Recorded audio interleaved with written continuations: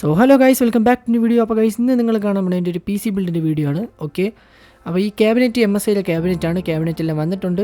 Mother board ഇതാണ് ഞാൻ ഇവിടെ യൂസ് ചെയ്യാൻ പോകുന്നത്, 9000 സീരീസ് റെഡിയിലെ. ഓക്കെ, MSIയിലെ B650 ഗെയിമിംഗ് എന്ന് പറഞ്ഞ ഒരു മദർ ബോർഡാണ്.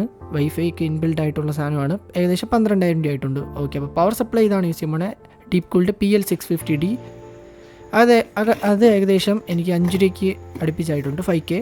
ഓക്കെ, അപ്പോൾ നമുക്കിവിടെ മദർ ബോർഡിൻ്റെ ആൾറെഡി വീഡിയോ ഇട്ടിട്ടുണ്ട്, അൺബോക്സിങ്ങും കാര്യങ്ങളെല്ലാം. നിങ്ങൾ വേണമെന്നുണ്ടെങ്കിൽ അത് ചെക്ക് ചെയ്തോ. ഇവിടെ ജസ്റ്റ് ഞാൻ ഇങ്ങനെ കാണിച്ചു തരുന്നത് മാത്രമേ ഉള്ളൂ പി സി ബിൽഡിനെ കുറിച്ച്. ഓക്കെ, അപ്പം മദർ ബോർഡ് കിടില മദർ ബോർഡാണ്, ഒന്നും പറയില്ല, രക്ഷയില്ല. എല്ലാ ഫീച്ചേഴ്സും ഉണ്ട് കേട്ടോ അതിൽ. ഗെയിമിംഗ് സാധനമായതുകൊണ്ട് വീറാമൊക്കെ അത്യാവശ്യം തണുത്തിരിക്കും. ഓക്കെ, അപ്പം നമ്മൾ പവർ സപ്ലൈ അത്യാവശ്യം നല്ല കമ്പനിയാണ്, 80+ ബ്രൗൺസ് ആണ്. റാം കാണുമ്പോൾ നിങ്ങൾ ഞെട്ടണ്ട, ഞാൻ ഇത് പണ്ട് വാങ്ങിച്ചതാണ്. പണ്ടെന്ന് വെച്ചാൽ ഏകദേശം 6 മാസം മുമ്പ് വാങ്ങിച്ചതാണ്. ഓക്കെ, വീഡിയോ ഇപ്പോൾ ചെയ്യണതാണ്. വീഡിയോ നല്ല ലേറ്റായി, അത് സീനില്ല, നിങ്ങളിപ്പോൾ കണ്ടു, കുഴപ്പമില്ല. എനിക്ക് പരീക്ഷയൊക്കെ ആയതുകൊണ്ടാണ് വീഡിയോ ലേറ്റായി പോയത് പി സി ബിൽഡിങ്ങിൽ. ഇപ്പോഴാണ് എനിക്ക് ചെയ്യാൻ സമയം കിട്ടിയത്. ഓക്കെ, അപ്പോൾ റാം അന്ന് ഞാൻ വാങ്ങിച്ച 4600-നാണ്.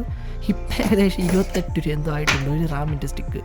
അന്ന് ഞാൻ വാങ്ങിച്ചിട്ട് രക്ഷപ്പെട്ടു. ഓക്കെ, അപ്പോൾ പ്രൊസസ്സർ ഞാൻ ഇവിടെ യൂസ് ചെയ്യാൻ പോകുന്നത് AMD Ryzen 5 9600X ആണ്. ഇത് 6 കോറിൻ്റെ പ്രൊസസ്സറാണ്. ഇതിൽ 5.4 GHz വരെ ബൂസ്റ്റ് ക്ലോക്ക് ഉണ്ട്. പിന്നെ അത് മാത്രമല്ല ബേസ് ക്ലോക്ക് എന്ന് പറയുന്നത് 3.9 ആണ്.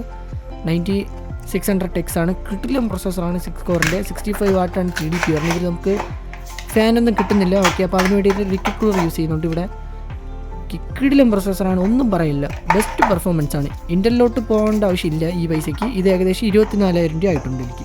ഞാനിത് ഗിഗ് ബോക്സിനാണ് കേട്ടോ വാങ്ങിച്ചത്, ട്രിവാൻഡ്രം. ഓക്കെ, പ്രൊസസ്സർ മാത്രം അവിടെ നിന്ന് വാങ്ങിച്ച്, ബാക്കി എല്ലാ സാധനവും ഓൺലൈനാണ്. ഓക്കെ, ഞാൻ പറയാം എവിടെ നിന്ന് സാധനങ്ങളൊക്കെ വാങ്ങിച്ചത്. പിന്നെ പവർ സപ്ലൈയും മദർ ബോർഡും വെളിയിൽ നിന്നാണ് വാങ്ങിച്ചത്. അത് വേറൊരു ഡീലറിൻ്റെ നിന്ന് വാങ്ങിച്ചതാണ്, ഓൺലൈനല്ല. ഇതും ഓൺലൈനല്ല പ്രൊസസ്സർ. ഓക്കെ, ഞാൻ നിങ്ങൾക്കിത് കാണിച്ചത് ക്ലോസ് ലുക്ക്. AM5 സോക്കറ്റ് ആയതുകൊണ്ട് ഇപ്പം LG മോഡലാക്കിയിട്ടുണ്ട് ഇവരെ സോക്കറ്റ്. അതുകൊണ്ട് നമുക്ക് പിന്ന് വളയുന്ന ഒന്നും പേടിക്കേണ്ട ആവശ്യമില്ല, പിന്നില്ലല്ലോ ഇതിൽ. അത്യാവശ്യം നല്ല പ്രൊസസ്സറാണ്. ഗെയിമിംഗ് എഡിറ്റിംഗ് എന്ത് വേണം ഇതിൽ മക്കൻ പോലെ ഓടും. ഓക്കെ, അപ്പം മദർ ബോർഡിൽ നമുക്ക് CPU ഇൻസ്റ്റാൾ ചെയ്യാം. ഫ്രണ്ടിലത്തെ അടപ്പ് ഇളക്കണമെന്നൊന്നുമില്ല, ജസ്റ്റ് അതങ്ങ് വെച്ചിട്ട് ക്ലോസ് ചെയ്താൽ മതി, അടപ്പ് താനേ ഇളകിക്കോളും. ഓക്കെ, ഈ ഒരു വര വരണെടുത്ത് കറക്റ്റായിട്ട് വയ്ക്കണം. CPU ഇൻസ്റ്റാൾ ചെയ്യണം. നിങ്ങൾ ഫസ്റ്റ് ടൈം ആണെന്നുണ്ടെങ്കിൽ സീനൊന്നുമില്ല, നിങ്ങൾക്ക് സ്വന്തമായിട്ട് ചെയ്യുന്നേ ഉള്ളൂ. ഞാൻ പോലും ഇവിടെ സ്വന്തമായിട്ടാണ് ചെയ്യണം. PC ബിൽഡ് ചെയ്യാൻ കൊടുക്കണമെങ്കിൽ തന്നെ കുറച്ച് പൈസ പോകും. അപ്പോൾ എന്തിനും ഇതൊക്കെ നമ്മളെ ഇടത് കൈ എന്നും പറഞ്ഞ് വല കൈയുണ്ട്, അത് അടയ്ക്കണം. ഓക്കെ, ഫോട്ട്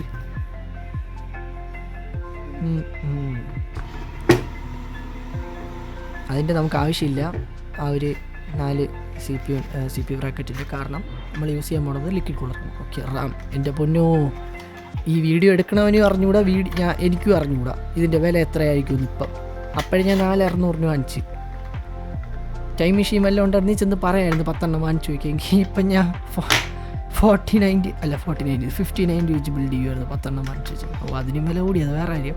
ഓക്കെ, അപ്പം നമുക്ക് 2 റാം ഇൻസ്റ്റാൾ ചെയ്യാം. അന്ന് 2 വാങ്ങിച്ചത് ബുദ്ധിപൂർവ്വമായിട്ട് ചിന്തിച്ചു, ഞാൻ അറിഞ്ഞിട്ടായിരുന്നു അന്ന് വില കൂടുതലുള്ള കാര്യം.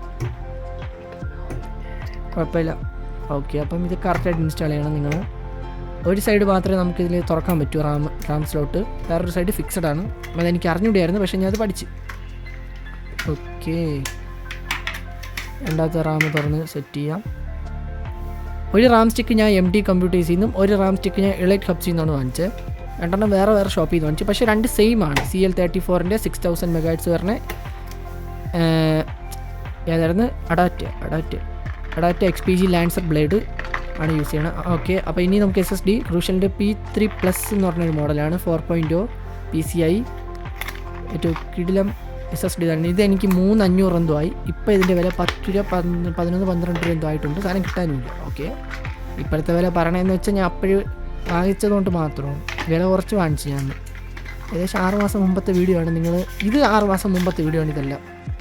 ഓക്കെ, ഇനി ലാസ്റ്റത്തെ ഞാൻ ക്യാബിനറ്റിൽ ഫിറ്റ് ചെയ്യണ സാധനങ്ങളെല്ലാം വീഡിയോ ഇപ്പം ഈ ഇടയ്ക്കൊരു 10-15 ദിവസം മുമ്പ് എടുത്ത വീഡിയോ ആണ്. ക്യാബിനറ്റിൽ വയ്ക്കാം, 10-15 ഒരു മാസം മുമ്പ്.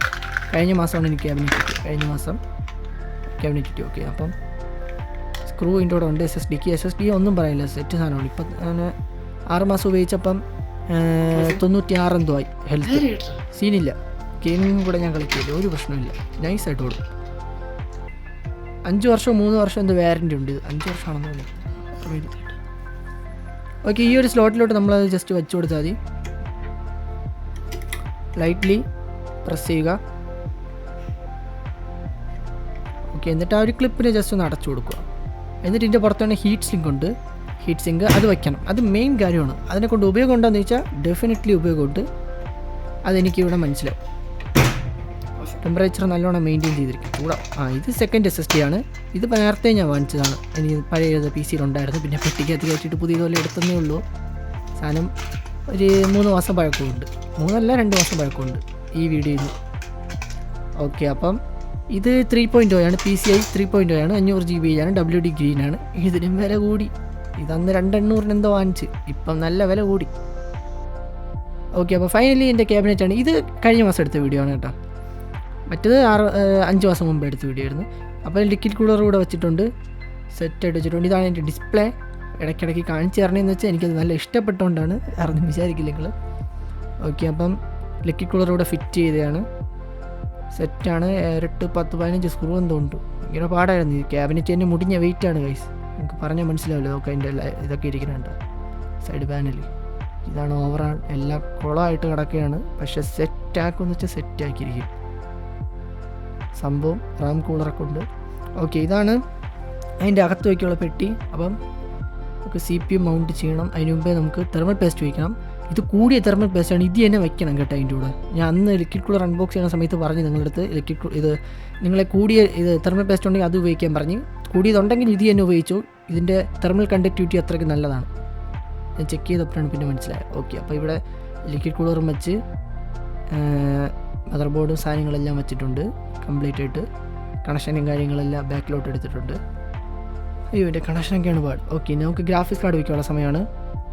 GTX 1660 സൂപ്പറാണ് ഞാൻ ഇവിടെ യൂസ് ചെയ്യാൻ പോണത്. സെക്കൻഡ് ഹാൻഡ് ഞാൻ വാങ്ങിച്ചതാണ്. ഗ്രാഫിക്സ് കാർഡിന് വേറൊരു കഥയുണ്ട്. ഈ സാധനം കംപ്ലൈൻ്റ് ആയി, ഒടുവിൽ വാറൻറ്റിക്ക് അയച്ച് പുതിയത് തോന്നുന്നു, അതുകൊണ്ട് ഒരു കാര്യം. ഓക്കെ, അപ്പോൾ നമ്മളിവിടെ GPU ബ്രാക്കറ്റ് ജസ്റ്റ് സാഗ് ആവാതിരിക്കേ, സത്യം പറഞ്ഞ ടെമ്പറേച്ചർ അറിയാൻ വേണ്ടി വാങ്ങിച്ചത്. പിന്നെ ഷോ ഓടി കാണിക്കുക, അതോടെ ഇരിക്കട്ടെ, വേറെ കുഴപ്പമൊന്നുമില്ല. ഓക്കെ, അപ്പോൾ നമുക്കിനി ക്യാബിനറ്റ് ഫാനുകൾ വയ്ക്കാം ഗൈസ്. ക്യാബിനറ്റ് ഫാൻ ഇവിടെ ഞാൻ ഇളക്കി എല്ലാം സെറ്റാക്കി വെച്ചിട്ടുണ്ട് അലമാരയ്ക്കകത്ത്. ഇതെല്ലാം എടുത്ത് റിവേഴ്സ് ബ്ലേഡ് പോലെ തിരിച്ച് വെക്കേണ്ടി വരും. ഇതെല്ലാം എടുത്ത് കളഞ്ഞിട്ട് വേറെ 4-5 റിവേഴ്സ് ബ്ലേഡ് ഫാൻ വാങ്ങിച്ച് വയ്ക്കും ഞാൻ അവസാനം. കണ്ട് ഇതിപ്പോൾ തിരിച്ച് വെക്കേണ്ടി വന്നു. 3 എണ്ണം താഴെ വയ്ക്കാൻ പറ്റും, ഇതിനുള്ള സ്ക്രൂ ഒക്കെ അവർ തന്നിട്ടുണ്ട്. ഓക്കെ, ഇനി റാം കൂളർ വയ്ക്കാം നമുക്ക്. ഇത് മെയിൻ സാധനമാണ്. ഇതില്ലാന്നുണ്ടെങ്കിൽ റാം ചെറുതായിട്ട് ഹീറ്റാവും. ഇതാരും വയ്ക്കുകയൊന്നുമില്ല. ഞാൻ പിന്നെ അവിടെ 6 GB ഇല്ലാത്തതുകൊണ്ട് വാങ്ങിച്ചതാണ്, സത്യം പറഞ്ഞാൽ റാമിന് 6 GB ഇല്ലാത്തതുകൊണ്ട് വാങ്ങിച്ചതാണ്. ഓക്കെ, അപ്പോൾ ഇതെല്ലാം കേബിൾ മാനേജ്മെൻറ്റ്. ഇത് ഇത്രയും ചെയ്താൽ എൻ്റെ പൊന്നിയുടെ സമ്മതിക്കണം. ഇതെല്ലാം പക്ക ക്ലീനായിട്ട് ചെയ്യണം. അത് മാത്രമല്ല, ഇതിൻ്റെ കണക്ഷൻ ഒന്നും മാറാൻ പാടില്ല. RGB ഒക്കെ മാറിക്കൊടുത്ത് RGB എല്ലാം ലൈറ്റെല്ലാം കത്തിക്കൊണ്ടുപോകും. അതൊക്കെ ചെയ്യാന്നുള്ള കാര്യമുള്ളൂ, വേറെ പാടൊന്നുമില്ല. ഇതൊക്കെ എന്ത് ചെറിയ ചെറിയ കാര്യങ്ങൾ ആണ്ട എല്ലാം സെറ്റാക്കി വെച്ചിട്ടുണ്ട്. ഇനി കുറച്ച് കാര്യങ്ങൾ ബാക്കിൽ സെറ്റാക്കുന്നുണ്ട്, ഗ്രാഫിക്സ് കാർഡിൻ്റെ കേബിളൊക്കെ അതൊക്കെ സെറ്റാക്കി ഞാൻ വെച്ചോളും. പിന്നെ നമുക്കെല്ലാം അറിഞ്ഞുകൂടാത്ത പണി. ഇവിടെ എല്ലാം കംപ്ലീറ്റ് കാര്യങ്ങൾ സെറ്റ് ആയിട്ടുണ്ട്. ഇനിയൊന്നുമില്ലല്ലോ. ഇനി സൈഡിൽ ആ 2 സൈഡ് ഫാൻ കൂടി വെക്കാനുണ്ട്, അത് ഞാൻ പിന്നീട് ഫണ്ട് സെറ്റായിട്ട് വെക്കും. ഓക്കെ, ഇതെല്ലാം ആയിട്ടുണ്ട്. ഇനി നമുക്ക് പവറപ്പ് ചെയ്യണം. ഓക്കെ, അപ്പം ക്ലോസ് വീഡിയോ ഞാൻ നിങ്ങൾക്ക് കാണിച്ചു തരാം എങ്ങനെയുണ്ടെന്ന് look. Two oceans in between us, and a way for sure.